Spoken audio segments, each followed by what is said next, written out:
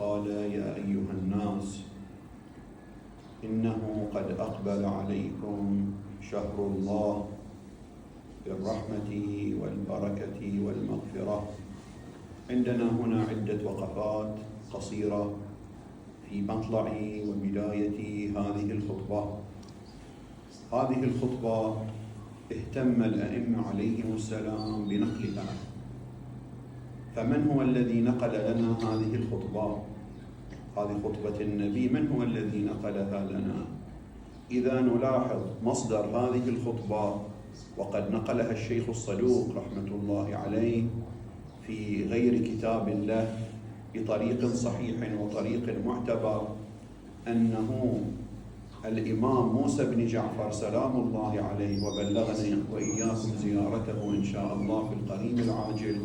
موسى بن جعفر نقلها علي أو قبله أيضا علي بن موسى الرضا سلام الله عليه نقلها عن أبيه موسى بن جعفر، إلى أن يصل بسند الأئمة كابرا عن كابر إلى أمير المؤمنين عليه السلام عن النبي صلى الله عليه وآله. فهذه الخطبة قد تناقلتها الأئمة سلام الله عليهم، فكل إمام يحدث الإمام الذي بعده أن النبي قال، مما يكشف عن اهتمام الأئمة سلام الله عليهم بهذه الخطبة وبمضامينها، وأنها تمثل برنامج الإنسان. والنبي صلى الله عليه وآله عندما يختار هذه الكلمات في هذه الخطبة يختار ما هو المهم في مصير الإنسان، ما ينبغي أن الإنسان يلتفت إليه في شهر رمضان. فخطبة النبي صارت محلا لاهتمام الأئمة، تتناقلها الأئمة كابرا عن كابر وقلبا عن قلب، ولهذا اهتم الأئمة عليهم السلام بنقل هذه الخطبة. هذا المطلب الأول. المطلب الثاني بأنه النبي صلى الله عليه وآله في هذه الخطبة بدأ بالنداء: أيها الناس. تارة أنا أأتي وأتكلم وأقول فلان افعل، تارة أقول يا فلان افعل، فأتي بالنداء. أسلوب النداء هذا أسلوب بلاغي في القرآن الكريم، وفي أحاديث الأئمة عليهم السلام، وفي كلمات البلغاء. النداء عند العرب في اللغة العربية إنما يدل على الاهتمام البالغ بالشيء. إذا شخص عنده اهتمام بمسألة، اهتمام بقضية، يريد الآخرين أن ينتبهون إليه، يأتي بالنداء، فيبدأ كلامه بالنداء. أقول أيها الناس، يا فلان، يا أيها الذين آمنوا. فبدأ النبي صلى الله عليه وآله الخطبة بأسلوب النداء، مما يعني أهمية هذه المضامين والأفكار والمحتويات التي احتوتها هذه الخطبة من النبي صلى الله عليه وآله. إذن النقطة الثانية في هذه الخطبة، بالإضافة إلى أنه تكرر نقلها عن الأئمة عليهم السلام، أن النبي صلى الله عليه وآله ابتدأ هذه الخطبة بالنداء: يا أيها الناس. والنداء يستعمله البلغاء والفصحاء والعرب في المورد الذي فيه اهتمام بالشيء ومحل عناية. النقطة الثالثة، النكتة الثالثة في هذه الخطبة، ما قال يا أيها الذين آمنوا، ما قال يا أيها المسلمون، ما قال يا أيها يا قريش، قال أيها الناس.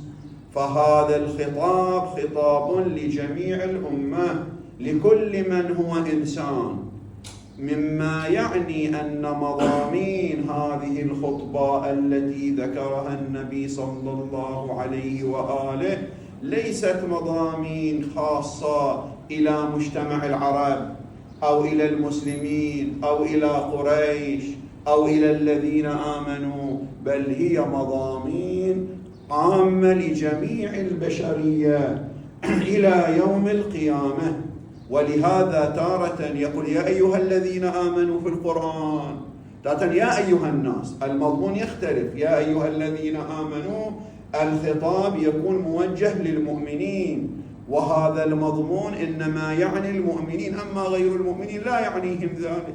وأما إذا كان الخطاب مصدر بيا أيها الناس مما يعني أن هذه المضامين التي سيحكيها المتكلم سيأتي بها النبي صلى الله عليه وآله مضامين عامة، مضامين بشرية، مضامين يحتاجها الناس إلى يوم القيامة، مما يكشف عن عظمة هذه المضامين وأهميتها.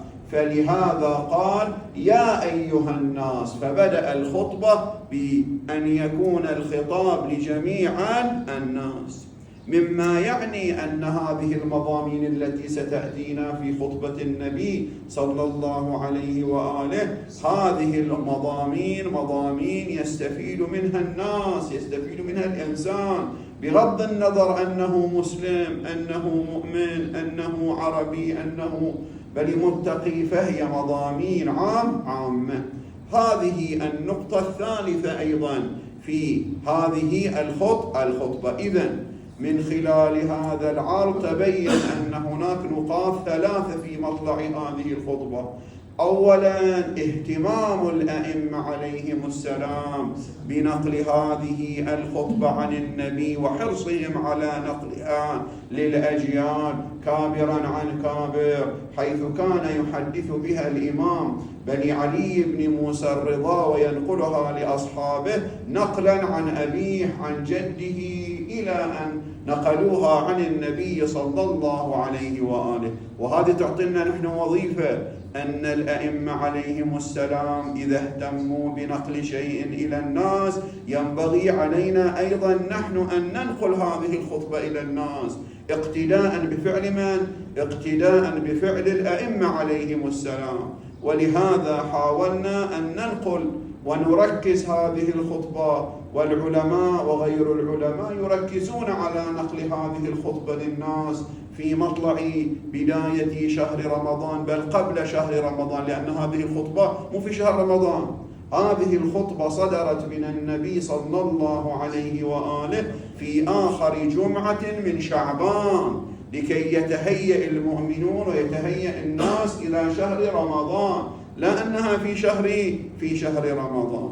هذه النقطة الأولى التي ذكرناها. النقطة الثانية النداء، أسلوب النداء. هذا المتخصصون في اللغة العلماء يبحثون أسلوب النداء في أبحاث علمية مفصلة، وفوائد النداء وأهمية النداء. ونحن قلنا اختصارا أن النداء الوارد في هذه الخطبة يكشف عن طلب أن الشخص يستمع يهتم. هذه النقطة الثانية. والنقطة الثالثة أن الخطاب خطاب عام ليس مختصا بمؤمن أو مسلم أو متقي، فقال يا أيها الناس. وفقنا الله وإياكم للتدبر فيما ورد عن النبي وعن